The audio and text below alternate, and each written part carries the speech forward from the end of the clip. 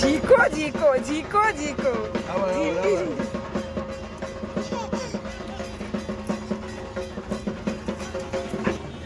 সত্যি আমরা বাঙালিরা দশমী চলে এলেই মনে হয় ঢাকের তালেও বিষাদের সুর খুঁজে পাই। তবুও ঢাকের কাঠিতে কিন্তু আমাদের কোমর দুলেই যায়। আর আমার ছেলেমেয়ের অবস্থা এখানে সেম। তো আজ আমরা চললাম রেস্টুরেন্টে।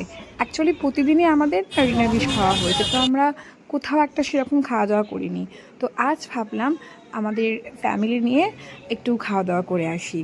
এমনি যাওয়া হয় না, বেরোনো হয় না। তো এই একটু পুজোর ফাঁকে মনটাও সবার খারাপ, পুজো হয়ে গেল। তো কয়েকদিন ধরে ভেজ খাওয়াও হচ্ছে। তো ভাবলাম আজকে তাহলে একটু ঘুরে আসি। তো আমরা চলে গেছিলাম তন্দুর পার্কে খাওয়া দাওয়া করতে। তো এটা ফার্স্ট টাইম আমি এখানে এলাম।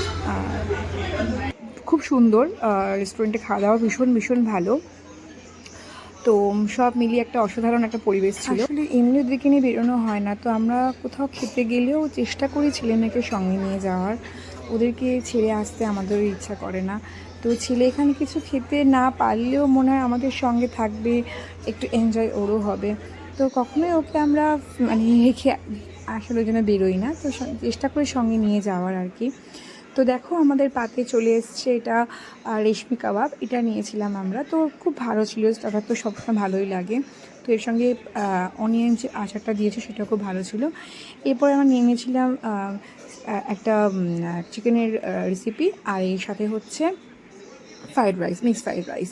তো এটা ছিল সুইট অ্যান্ড সাওয়ার একটা চিকেনের রেসিপি, যেটা ভীষণ ভীষণ ভীষণ টেস্টি ছিল খেতে। আর এখানে আমরা একটা আইসক্রিম নিয়ে নিয়েছিলাম মেয়ের জন্য। আর সঙ্গে ছিল একটা বাটার নান, আর সাথে হচ্ছে একটু মাটন, যেটা আমরা খাইনি। তো খুব এনজয় করলাম দিন।